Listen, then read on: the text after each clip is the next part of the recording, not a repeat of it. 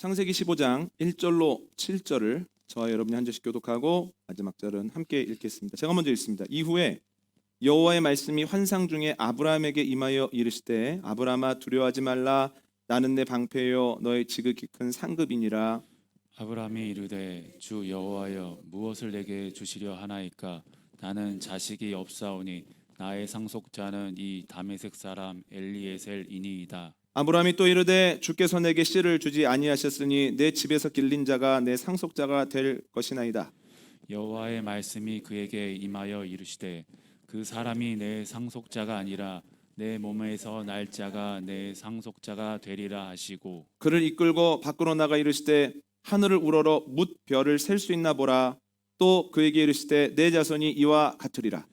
아브라함이 여호와를 믿으니 여호와께서 이를 그의 의로 여기시고 함께 하겠습니다. 또 그에게 이르시되 나는 이 땅을 내게 주어 소유를 삼게 하려고 너를 갈대아인의 우르에서 이끌어낸 여호와니라. 아멘. 지난주에 말씀드린 것처럼 아브라함은 지킬 수 있을까? 남는 게 있을까? 하는 두려움을 가지고 있었습니다. 하나님께서 그것을 아시고 그에게 오심으로 말씀하시죠. 아브라함아, 나는 너의 방패다. 너의 지극히 큰 상급이다. 두려워하지 말아라. 이에 아브라함이 다시 묻습니다. 하나님, 도대체 저에게 무엇을 주시려 하십니까?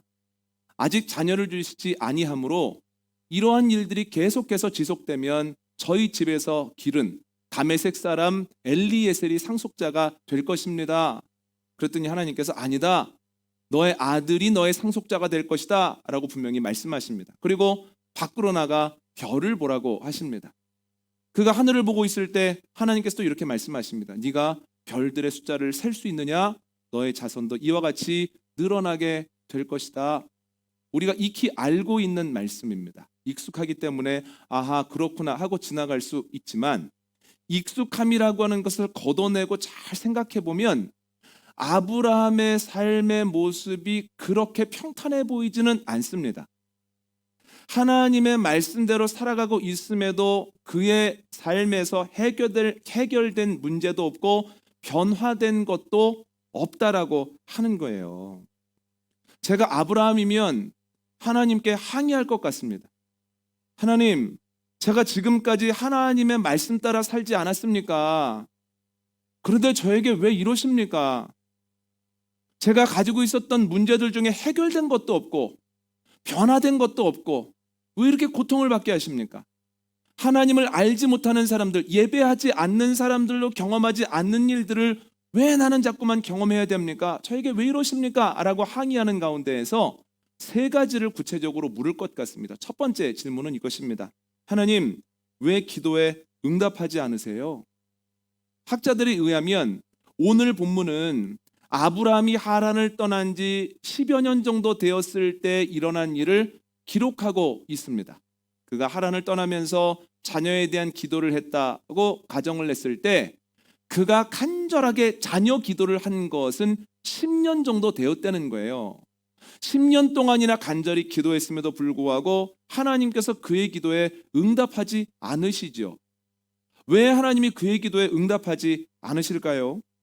제임스 패커는 자신의 책 역경 속에 숨겨진 비밀 하나님의 놀라운 계획에서 이렇게 말합니다. 읽어드리겠습니다.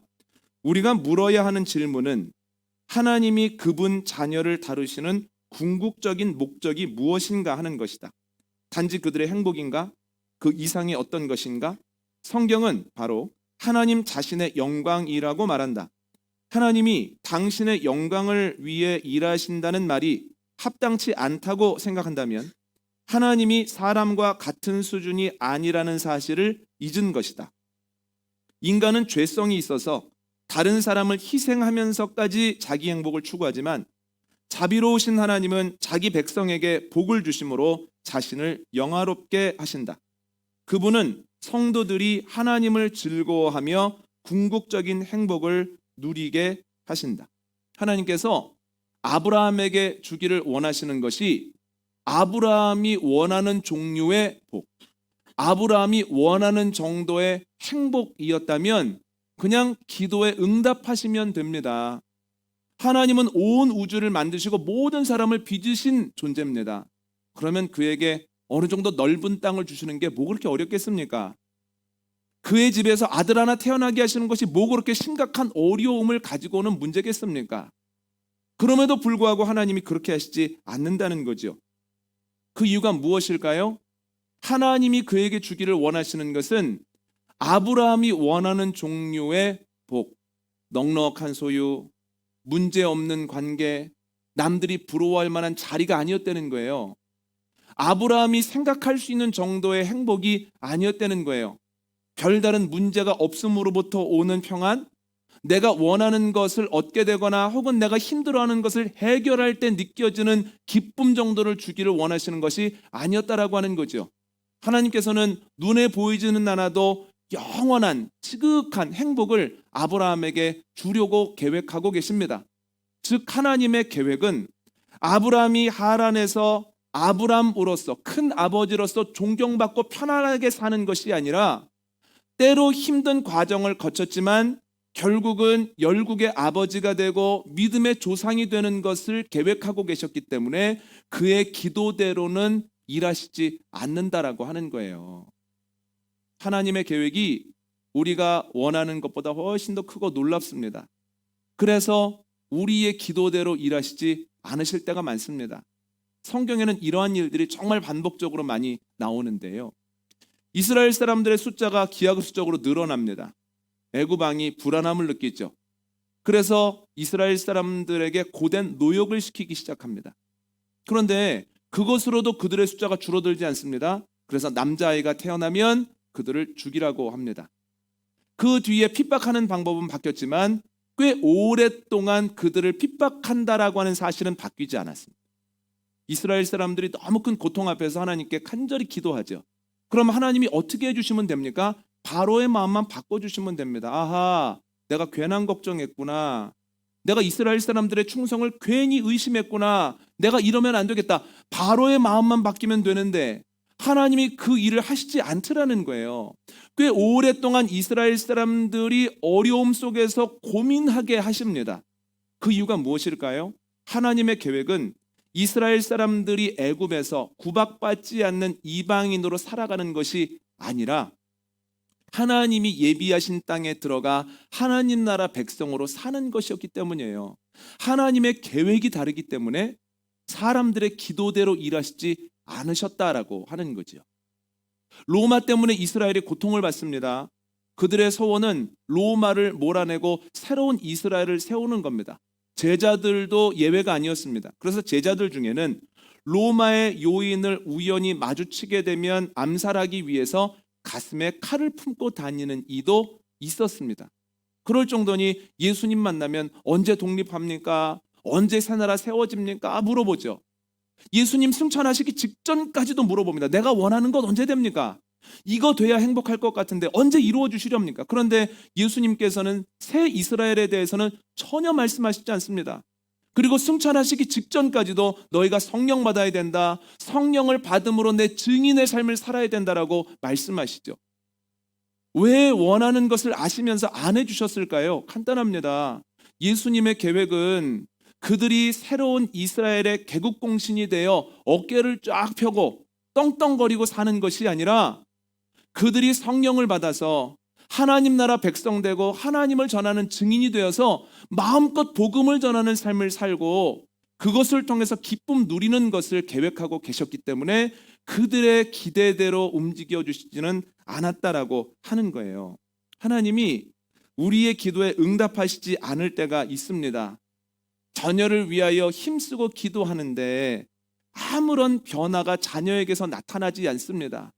여전히 약하고 여전히 부족하고 자녀를 볼 때마다 불안합니다. 배우자의 변화를 위해서 기도하는데 배우자의 마음이나 말이 점점 더 날카로워질 때도 있습니다. 경제적 문제를 위해 간구하는데 여전히 경제적인 문제 만만치 않아서 고달픕니다. 건강하기 위해서 힘을 쓰는데 병은 만만한 상대가 아님을 느낄 때가 많다는 거예요. 이 외에도 하나님이 이 문제만 풀어주시면 좋을 것 같아서 열심히 간구하는데 하나님이 내가 원하는 것을 들어주시지 않을 때가 적지 않다는 거예요. 기도해도 아무런 변화가 일어나지 않으면 우리는 자연적으로 두 가지 생각을 하게 됩니다. 첫 번째, 하나님이 나를 사랑하시나? 사랑하신다면 왜 나를 이러한 지경에 놔두시나? 두 번째, 하나님이 사랑하심에도 이러한 일이 지속된다면 하나님의 전지전능하심이 가짜가 아닌가? 하나님이 풀 수 있는 문제가 있고 풀 수 없는 문제가 있는 것 아닌가라고 하는 거죠. 여러분, 우리가 그때 기억해야 되는 것이 있습니다. 하나님께서 우리의 기도에 응답하시지 않는 것은 우리를 사랑하시지 않기 때문도 아니고 능력의 부재나 능력의 부족 때문이 아니라는 거예요.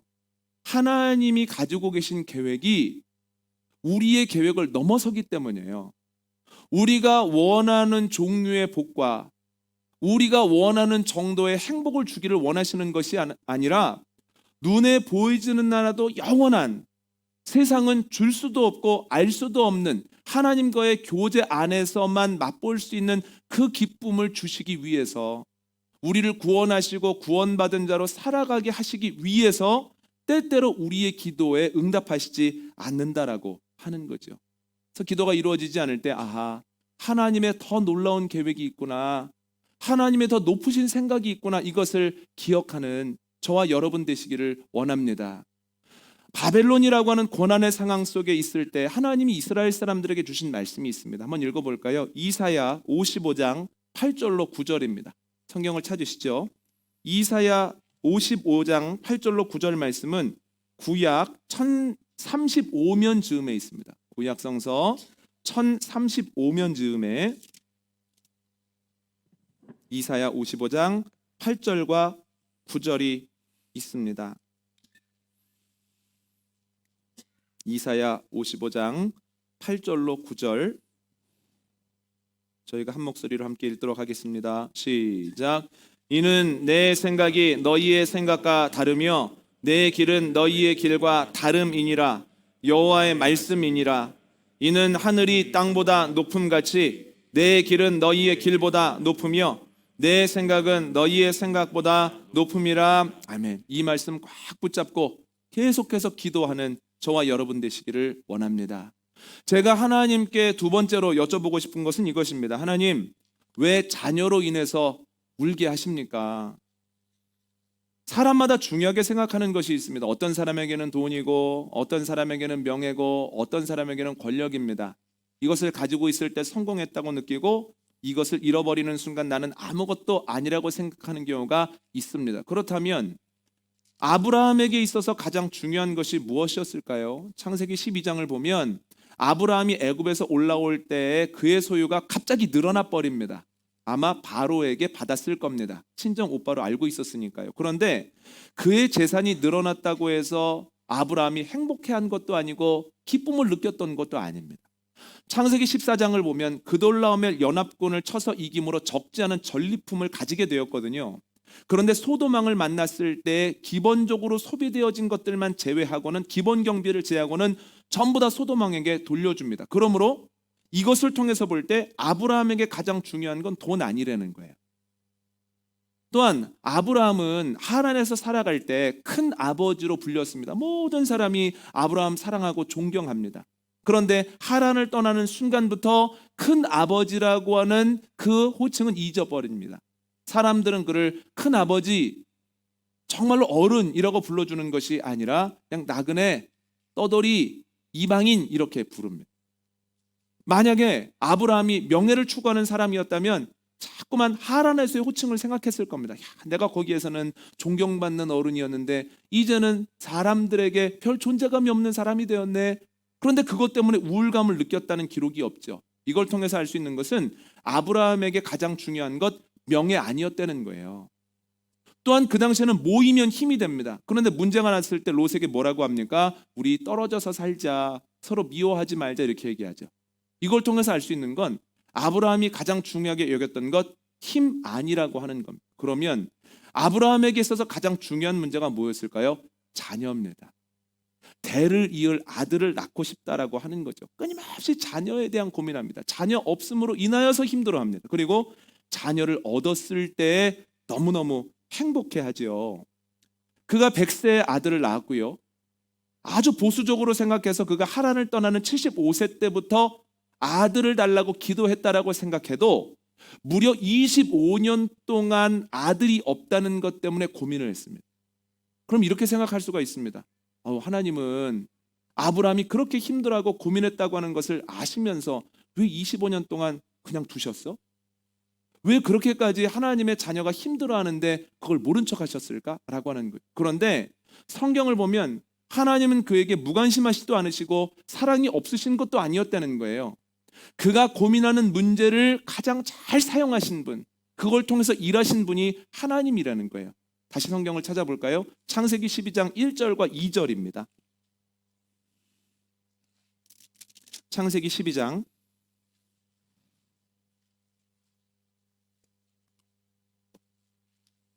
1절과 2절 말씀입니다.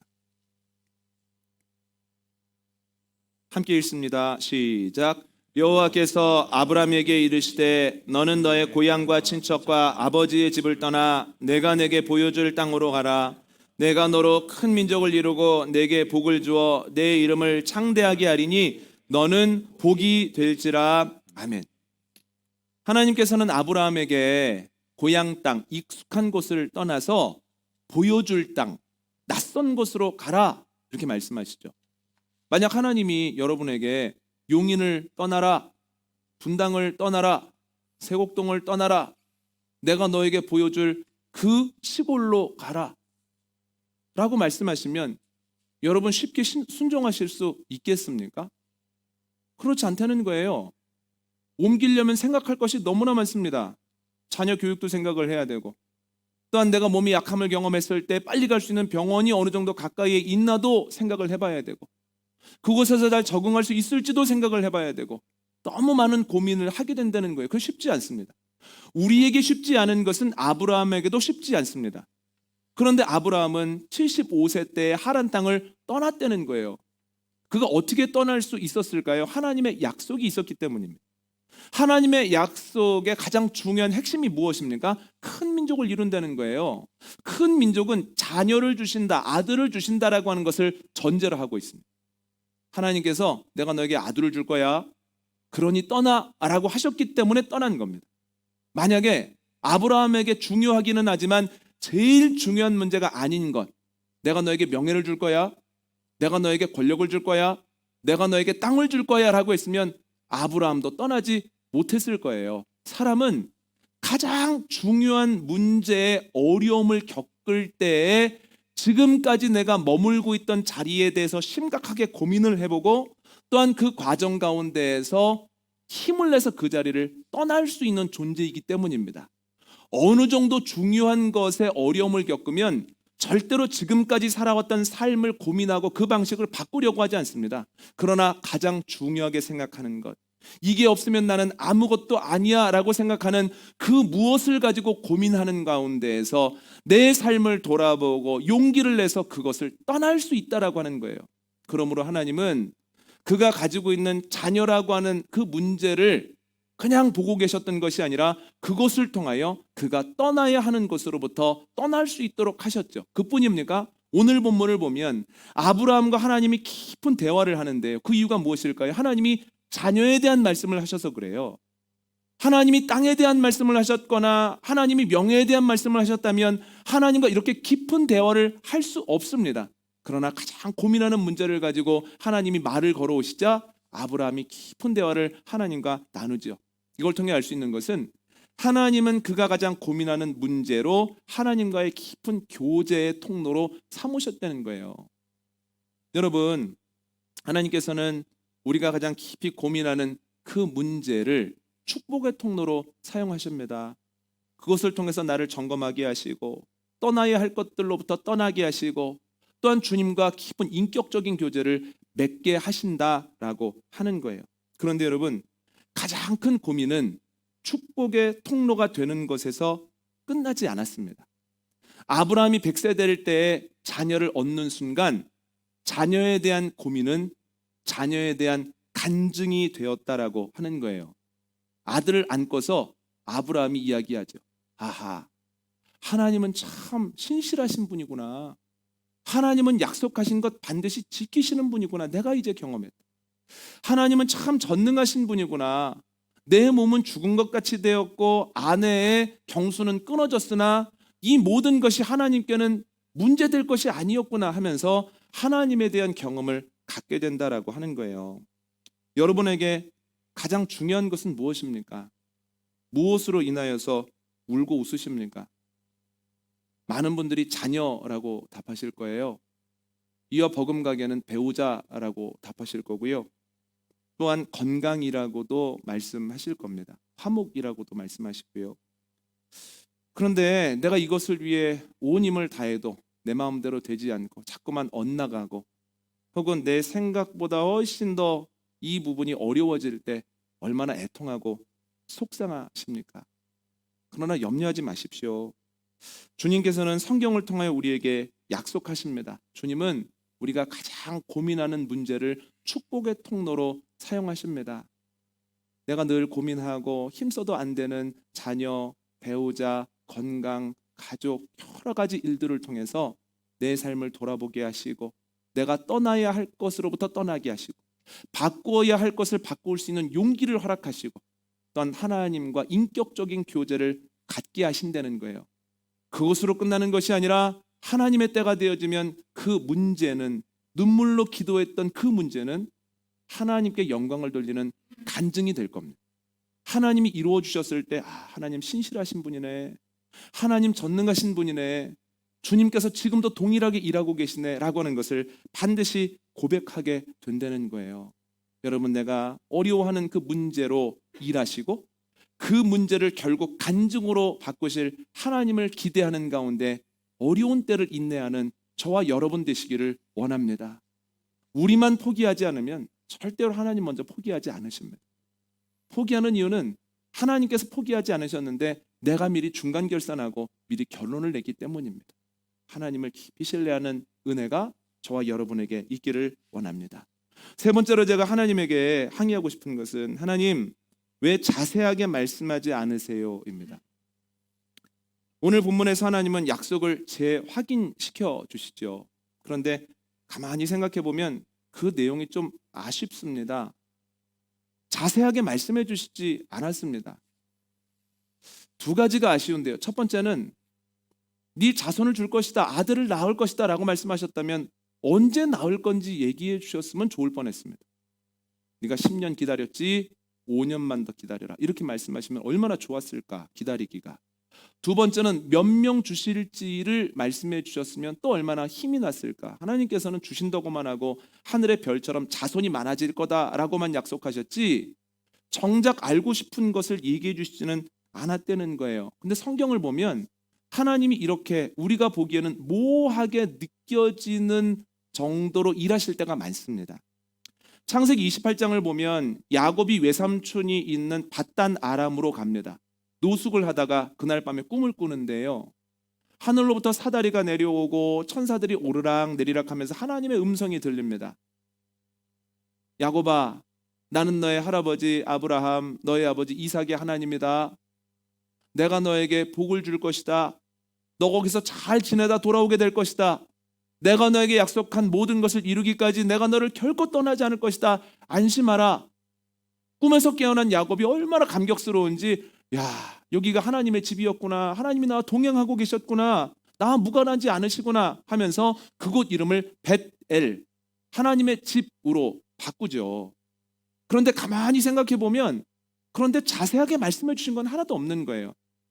그가 외삼촌의 집에 갔을 때 만나게 될 사람들의 성정은 어떤지, 어떤 그곳에서 어떠한 삶의 모습을 가지고 살 건지, 결혼을 할 수 있는지, 결혼한다면 애는 몇 명이나 날 건지, 돌아올 때 어떤 모습으로 몇 년 뒤에 돌아오게 될 것인지 자세하게는 하나도 말씀해 주시지 않고 너 거기가 너의 삶의 결론이 아니야.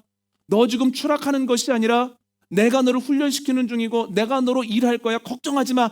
이 말씀만 하시고 그를 길을 가게 하셨다라고 하는 거예요. 모호하지요. 아쉽습니다. 애굽에서 나온 이스라엘 사람들이 이제 광야에 들어서게 되었을 때 하나님께서는 불기둥과 구름기둥을 그들의 앞에 두십니다. 그러니까 광야에서 그들을 인도할 인도자로 두신 거예요. 그런데 규칙이 간단합니다. 두 기둥이 움직이면 움직이고 멈추면 멈추는 겁니다. 간단한 것 같지만 너무 아쉽죠. 세세하게 알려주시지 않는 거예요. 그렇게만 하면 된다고 하는데 제 개인적으로는 이 불기둥과 구름기둥이 어떤 경로로 가게 되는지, 또한 어떤 속도로 가게 될 것인지, 언제 움직이고 언제 멈추는지를 알려주시면 훨씬 더 편할 것 아닙니까? 하나님이 모호하게 말씀하셨기 때문에 계속해서 불기둥과 구름기둥 움직이는지 안 움직이는지 봐야 되고, 움직이는 것도 힘든데 계속해서 하늘을 봐야 된다라고 하는 거예요. 하나님께서 왜 이렇게까지만 우리에게 알려주실까요? 우리도 똑같습니다. 우리가 기도하지요. 그럼 하나님께서는 약속을 통해서 우리에게 힘 주시고 위로하십니다. 걱정하지 말아라. 내가 너와 함께하고 있다. 이번 어려움이 네 삶의 결론이 아니다. 내가 너에게 약속한 그 모든 것을 지킴으로 네가 사명 감당할 수 있을 거다. 그러면 힘이 나죠. 그런데 때때로 힘이 났다가도 갑자기 마음속에서 좌절이 느껴질 때가 있습니다. 하나님이 자세한 말씀 안 해주셨거든요. 그래서 하나님의 응답이 주어진다고 느끼면서도 말씀을 읽고 또한 기도하고 또한 설교를 듣는 가운데 응답을 받았다고 생각하면서도 하나님, 이거 언제까지 이렇게 됩니까? 내가 몇 년 더 참아야 이 문제 해결되겠습니까? 내가 보기에는 저 사람 안 바뀔 것 같은데, 이거 해결 안 될 것 같은데 어떤 방법으로 일하시렵니까? 하면서 하나님께 오히려 따져 묻고 싶을 때가 있다는 거예요. 약속 앞에서. 그런데 이에 대해서 제임스 패커가 자신의 책에서 이렇게 이야기를 합니다. 읽어드립니다. 하나님은 실제적인 목적을 위해 우리가 알아야 할 만큼만 당신의 마음과 뜻을 보이신다. 우리는 드러난 그 원리를 믿음과 삶에 맞는 완전하고 적절한 규칙으로 받아들여야 한다. 하나님은 분명한 계획을 가지고 계시고 그 계획은 섬세합니다. 그러나 우리에게 모두 다 알려주시지는 않습니다. 다 알려주시는 것이 우리에게 유익하지 않기 때문입니다. 가령 아브라함에게 너 25년 뒤에 아들을 낳을 거야 라고 알려주셨다고 생각해 보세요. 그러면 아브라함이 25년 동안 하나님께 집중을 하겠습니까? 남은 시간에 집중을 하겠습니까? 저 같으면 남은 시간에 집중할 것 같아요. 5년 지나면 와 5분의 1 지났네. 13년 지나면 와 이제 절반을 넘어섰네. 3년 남으면 와 이제 죽을 힘을 다해서 3년만 참아보자 하면서 하나님이 아니라 남은 시간에 집중할 것 같습니다. 고생은 고생대로 했는데 하나님과의 교제가 없을 것 같아요. 또한 25년이 지나 아들을 낳았을 때 하나님께 찬양하는 것이 아니라 내가 25년을 견뎌내므로 결국 이 아이를 받았다라고 내 공로로 생각할 공산이 큽니다. 그래서 하나님께서는 모든 것을 계획하고 계시지만 다 알려주시지 않고 필요만큼만 알려주신다라고 하는 거예요. 우리가 해야 되는 것이 무엇입니까? 그렇다면 하나님이 알려주시는 것을 기쁨으로 받고 믿음으로 반응하는 거죠. 하나님께서 이만큼만 가야 해, 이만큼 해보겠니라고 하면 그 말씀에 전적으로 순종하면서 다음에도 주님이 보여주실 것을 믿습니다. 결단하고 나아가는 거죠. 여러분, 어려움의 순간에 우리가 기억해야 하는 것이 있습니다. 우리는 끊임없이 지도를 원합니다만, 다 알려달라고 합니다만 주님께서는 우리에게 지도를 주시지는 않습니다. 우리 앞에 불기둥과 구름기둥을 두시면서 이것만 따라 한 걸음 가 이렇게 말씀하시죠.